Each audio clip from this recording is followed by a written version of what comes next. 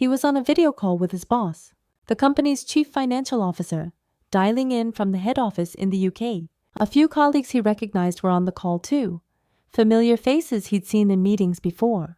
They needed him to move some money, a confidential deal. 15 transfers handled quietly right away. So he did it. $25 million gone in a single day. And here's the detail that should stop you cold. Not one of the people on that call was real, not the CFO, not a single colleague. Every face he saw, every voice he heard, was generated by a machine.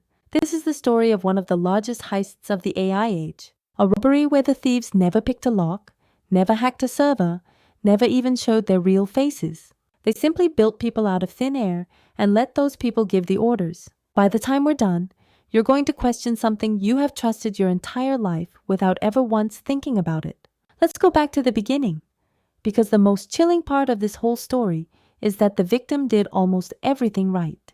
It's early 2024. The company is Arup, a celebrated British engineering firm, the kind of company whose fingerprints are on landmarks like the Sydney Opera House. 18,000 employees, offices all over the world, and in its Hong Kong office sits a finance worker, doing an ordinary, careful job. One day, an email lands in his inbox. It appears to come from the company's chief financial officer back at UK headquarters, and it asks him to quietly carry out a confidential transaction. Now here's where our guy does the right thing. He's suspicious. It's the smell of phishing, exactly the kind of scam every employee is trained to spot. So he hesitates. He does not just wire the money. Good instinct. So how on earth did anyone pull $25 million out of a man who had already smelled a rat? Watch closely, because this is the masterstroke. To kill his doubt, the fraudsters didn't argue with him. They didn't send another email. They invited him to a video call, and on call was the CFO himself, the same face, voice, speaking, moving, reacting in real time. And he wasn't alone. Several other staff members were on the call too. The finance worker recognized, all of them calmly discussing the transaction, all of them treating it as completely routine, but it felt staged. There was small talk. The CFO spoke in his usual manner, in his usual voice. The others nodded along the way, colleagues always do. In every visible respect, it was a perfectly normal meeting on a perfectly normal day. And that ordinariness was the weapon. An email is just words on a screen, easy to fake, easy to doubt. But your boss's face, his voice, several familiar colleagues all confirming the same thing live at the same time. That isn't a document anymore. That feels like reality itself. And that was the exact moment his suspicion quietly died. Because this isn't about being gullible. It's about how human trust is wired. One fake face alone you might second guess. But a room full of people you know, calmly agreeing in real time, your brain reads as overwhelming proof. If everyone here sees it this way, who am I to object? Now, stack authority on top. This is the CFO, your boss's boss, and he's in a hurry. And you're no longer fighting your own doubt. You're fighting the deep human urge not to contradict a room full of your superiors. Almost nobody wins that fight. The fraudsters didn't hack a computer.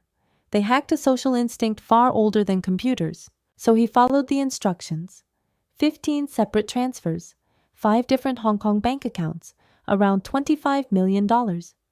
And then he went back to his desk, believing he had simply done his job well. Now the gut punch. Every single person on that call, except him, was a deepfake. Let me explain how that's even possible, because it's simpler and far scarier than you'd think.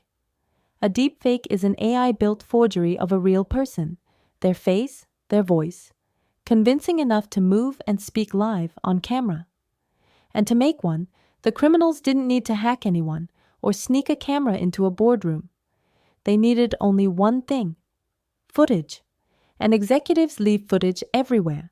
Recorded conference talks, company webinars, YouTube interviews, earnings calls posted online. Criminals scraped that public video and audio of Arup's real executives, fed it into AI tools, and out came digital puppets, faces and voices accurate enough to fool a real employee in a live meeting. Hong Kong police later confirmed the fakes were built from publicly available footage, and this wasn't a pre-recorded clip played back on a screen. Here's the truly frightening part. These forgeries can run live. A face that turns when you turn, that reacts when you speak, lip-syncing in real time. The voice is cloned the same way, Feed an AI a short sample of someone talking, and it can make them say anything at all, in their own tone, their own accent. A few seconds of audio, a handful of public clips. That is the entire recipe. What used to require a film studio and a team of artists now runs on a single laptop in the time it takes to make coffee. And with this, because it's the quiet horror of it. The real CFO did nothing wrong. The real colleagues did nothing wrong. They were impersonated using their own public image, their faces lifted off the open internet and sent to work against their own company. They became weapons without ever knowing it. And here's what makes this terrifying for every company on Earth. Nothing was hacked. No firewall was breached, no password stolen, no malware slipped onto a server. Arup's own technology chief later stressed exactly that. Their systems were never compromised. He even called it not really a cyber attack at all, but technology-enhanced social engineering.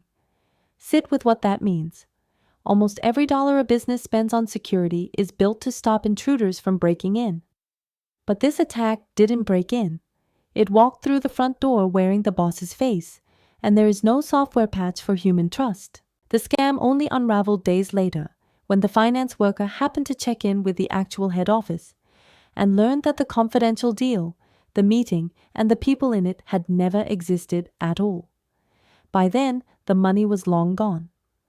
Hong Kong police opened an investigation and described it as part of a wider wave of deepfake fraud.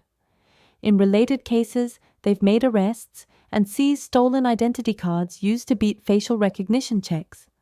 On dozens of occasions, fake faces were used to fool the very systems meant to verify who you are. In the Arup case itself, as of the latest reporting, no one has been arrested, no perpetrator has been named, and not a single dollar has been recovered. And that's why this story matters far beyond one company. Because Arup wasn't simply unlucky. Arup was a preview. The lock on the door and the face that opens it had both become forgeable. Now think about where this weapon goes next, because it isn't staying pointed at corporations. Picture a phone call in the middle of the night, your son, your daughter, your mother, yours, exact voice, panicked, crying, saying they're in trouble and need money this second. Except it isn't them. It's an AI clone of their voice, built from a few seconds of audio scraped off social media. These family emergency calls are exploding because nothing on earth overrides your judgment faster than the sound of someone you love, afraid. And this is no longer rare or expensive or hard. Long before the faces could be faked, the voices already were. And regulators have now logged tens of thousands of AI-related fraud reports, with losses in the hundreds of millions and rising fast. The Arup call was simply the moment this deception learned to look you dead in the eye. A proof of how low the barrier has fallen? Arup's own technology chief, speaking later at the World Economic Forum, got curious and tried to deepfake himself in real time, using free, open-source tools anyone can download. It took him about 45 minutes. 45 minutes. That is the entire distance between you and a perfect talking copy of your own face, saying things you have never said. And defending against it is its own nightmare. How do you verify a person when their face and their voice can both be faked, live in front of you? Companies are now retreating to almost old-fashioned tricks.